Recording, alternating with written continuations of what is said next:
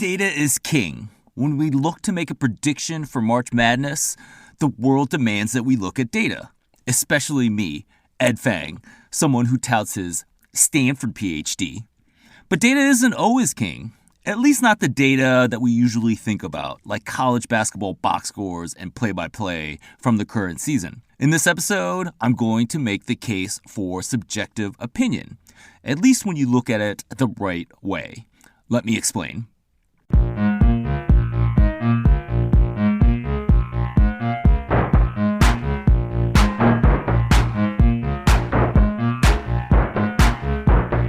Over a decade ago, I first read that Nate Silver, then at the New York Times, was using the preseason AP poll in his tournament predictions.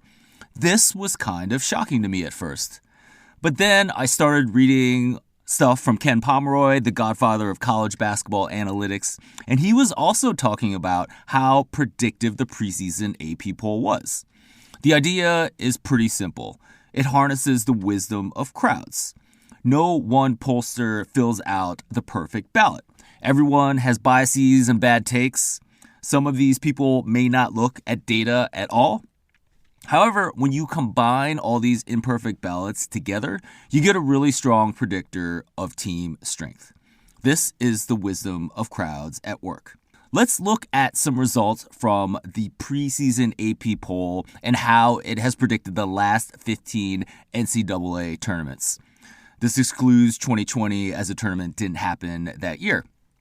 The NCAA tournament is a really nice test set because all the games are played at neutral courts. There's really no home court advantage to consider for either team, so it's simply a matter of the higher ranked team should beat a lower ranked team.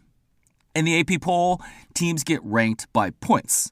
Each ballot has a ranking from 1 to 25 for the top teams.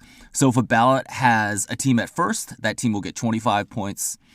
Second, you'll get 24 points, and so on. And when you look at the AP top 25, that's really ranking those teams by total number of points from individual pollsters. This point system also lets you rank teams outside of the top 25. You simply look at the total number of points that a team got from pollsters, and this is published with the AP Top 25. You can just look at all these teams that also got points. So we have a ranking of teams based on these points from pollsters. A ranked team is predicted to beat an unranked team.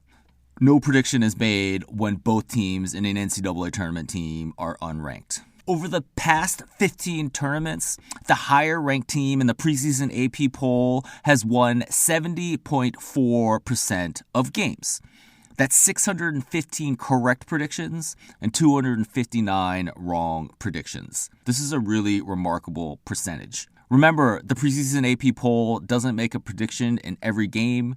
It won't make a prediction in games in which both teams were unranked. It does make a prediction in almost 88% of games over this 15 tournament stretch. These results are a little embarrassing. I am a data scientist. I calculate my college basketball team rankings by taking margin of victory and adjusting for strength of schedule. We can do the same exercise with these numbers as we do with the preseason AP poll. The higher ranked team in my college basketball team rankings wins 69.7% of the time. That is not as good as the 70.4% of the preseason AP poll. Remember, the preseason AP poll has no data from the current season. The wisdom of crowds is remarkable. Let's look at one example.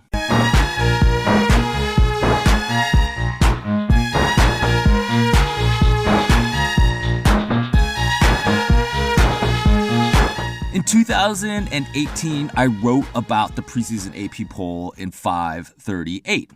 It was a really fun article because I got to talk crap about the RPI system. If you don't remember, the RPI is the ratings percentage index, and it's this awful algorithm that the selection committee used to use. For the 2018 tournament, Virginia had an incredible year. Not only were they a 1 seed, but they were actually the top overall seed as judged by the selection committee. But Virginia was really interesting because they were not in the top 25 of the preseason AP poll. You remember what happened next. Or you don't if you were me, because I fell asleep before it happened. Virginia lost to UMBC. It was the first time that a 16 seed had beaten a 1 seed in the men's NCAA tournament. I had been waiting for this for years. The mythical, seemingly impossible 16 over a 1. However, that game was the last game of the night. I was tired from my usual duties before the NCAA tournament, and I went to bed at halftime when the score was tied. I thought Virginia would romp in the second half. This game seems like a big victory for the preseason AP poll. Virginia starts outside the top 25, and then they suffer the biggest upset ever. The pollsters had correctly identified a team that lacked talent. The truth has much more nuance. The next year, in 2019, Virginia was also a 1 seed again. This was with the same core of players. They were not the tourney favorite because there was a very dominant Duke team, but they ended up winning the entire tournament. This Virginia team had players like Ty Jerome, a crafty wing scorer, and DeAndre Hunter, a powerful athletic wing. These are 2 players that are still playing in the NBA to this day. Now, let's look at one insight from the preseason AP poll for the 2024 NCAA tournament.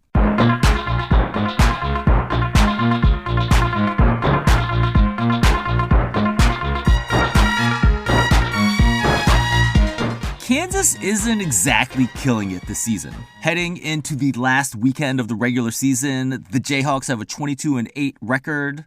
They are 10-7 in conference. The losses to Baylor and Iowa State are understandable. The losses to West Virginia and Kansas State, maybe not. However, let's remember that Kansas started the season number 1 in the preseason AP poll. Looking at the roster, it's not that hard to see why. I think it starts with Hunter Dickinson, the big that transferred in from Michigan. He is an energetic player that contributes at both ends of the floor. At 7 feet 2 inches, Dickinson might have been a player that would be at the NBA level right now in a different era. But in this current era, the NBA doesn't really like 7-footers unless they can shoot the 3 as well. He can get his NIL money in college, or name, image, likeness. A confluence of these factors has kept Dickinson at the college level, and he's really making an impact for Kansas. Another player that I think really matters is Johnny Furphy. He is a freshman from Australia, and he's a 6'9" wing player. He started the season kind of slow, but he has taken a starting role in conference play. He's making 38% of his threes. He is clearly a great athlete. He's not really the best defender at this point in his career, but Furphy really kind of continues a tradition of Kansas wings that have gone on to the NBA. Players like Ochai Agbaji 2 years ago, and then Grady Dick last year. Furphy is expected to be a first-round pick. And the list kind of goes on and on for this Kansas roster. We can talk about Kevin McCullough Jr., who is projected as a first-round NBA pick. He is thick and athletic, but I think he's a little bit overrated. DeJuan Harris is the defending Big 12 Defensive Player of the Year. The point guard really impacts games with his quickness. KJ Adams is an athletic wing that does everything but shoot the 3. The Big 12 conference is really tough this year. And Kansas showed their talent when they beat Houston earlier this season. And they didn't just beat them, they beat them by 13 at home. Don't sleep on Kansas, the number 1 team in the preseason AP poll.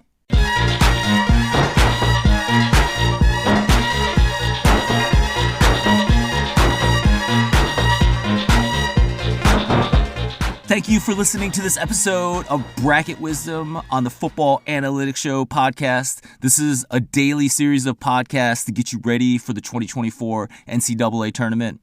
My name is Ed Fang, your host for this podcast. The Power Ranks March Madness cheat sheet makes it drop dead easy to fill out your bracket. These are predictions based on analytics that have predicted almost 70% of winners in the last 15 tournaments. Almost as good as that preseason AP poll I talked about in this episode. To get this cheat sheet, sign up for my free sports betting email newsletter. You can do this at thepowerrank.com. That is my site for better March Madness predictions through analytics. Once again, that's thepowerrank.com. Members of the Power Rank get access to my full bracket advice for how to win your pool.